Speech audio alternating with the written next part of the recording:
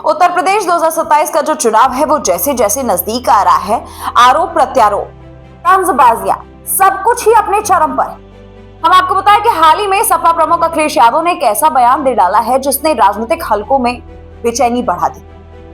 उन्होंने कुछ ऐसा कह डाला है जिसमें ये तो समझ आ रहा है कि उन्होंने तंज कसा, लेकिन तंज के साथ साथ ये भी समझ में आ रहा है कि कहीं ना कहीं अखिलेश जी ये बात समझ चुके हैं कि उनकी राजनीतिक पकड़ अब ढीली हो रही है, जिसके लिए उन्हें अब बीजेपी के अंदर ही फूट डालना पड़ेगा, जिसका बहुत बड़ा उदाहरण उन्होंने खुद इस बयान को देकर के कह डाला है। चलिए आज इसी पर बात कर लेते हैं।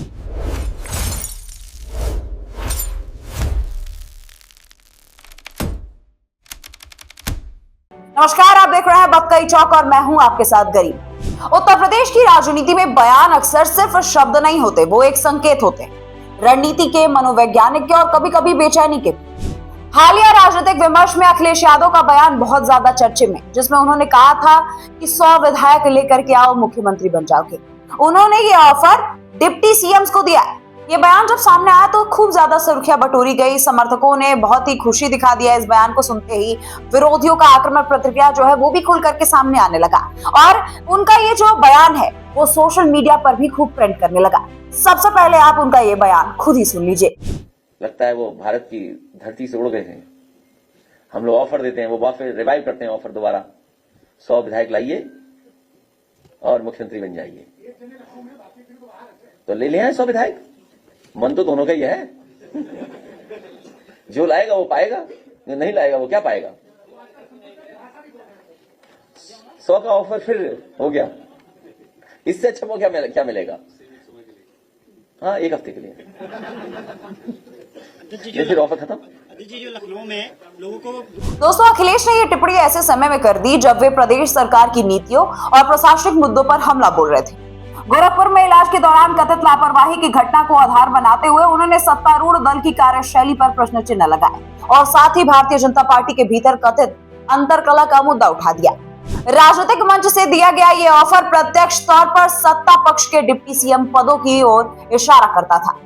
परोक्ष तौर पर यह संदेश दे रहा था कि अगर हिम्मत है तो अपनी ताकत साबित करो। लेकिन राजनीति में हर बयान का मूल्यांकन उनके यथार्थों के तराजू पर ही होता है। सवाल उठने लगा कि क्या ये जो बयान है वो एक व्यवहारिक राजनीति की जमीन पर टिकता है या ये एक अधिक प्रतीकात्मक और मनोवैज्ञानिक चाल है। प्रदेश की मौजूदा सत्ता संरचना पर नजर डाले तो तस्वीरें साफ दिखाई दे रही। उत्तर प्रदेश विधानसभा में बीजेपी का स्पष्ट बहुमत, संगठनात्मक पकड़ और नेतृत्व की कमान मुख्यमंत्री योगी आदित्यनाथ के हाथों में।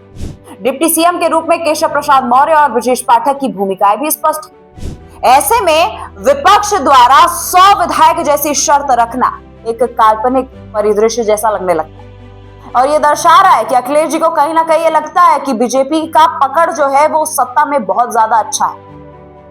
राजनीतिक विश्लेषक अक्सर ये कहते हैं कि यूपी में बीजेपी का ढांचा सिर्फ चुनावी गणित पर नहीं है, बल्कि मजबूत संगठन, कैडर, अनुशासन और नेतृत्व की पकड़ पर भी आधारित है।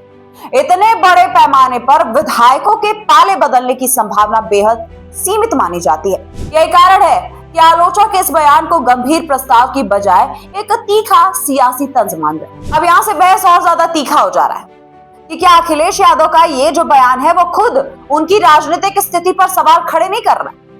क्या ये माना जाए कि 2027 से चुनाव से पहले ही उन्होंने ये स्वीकार कर लिया है कि सत्ता में वापसी का रास्ता सीधे जनता के भरोसे से नहीं बल्कि बीजेपी के भीतर संभावित फूट से होकर के ही जाएगा।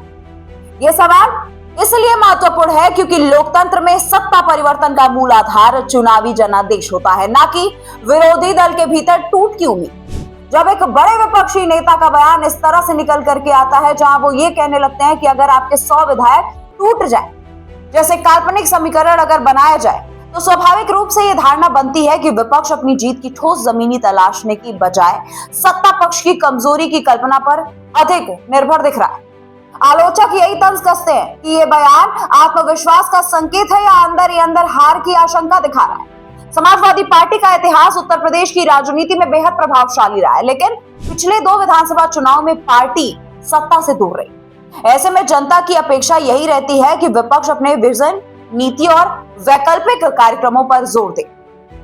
2024 के चुनाव को अगर हम देख ले तो वहां पर कहीं ना कहीं सपा ने थोड़ा सा तो कमबैक किया ही था, लेकिन जिस हिसाब से अखिलेश जी राजनीति करते हैं, अपने तंज कसते हैं, वो हमेशा कुछ उलट पलट दिखाई देता है।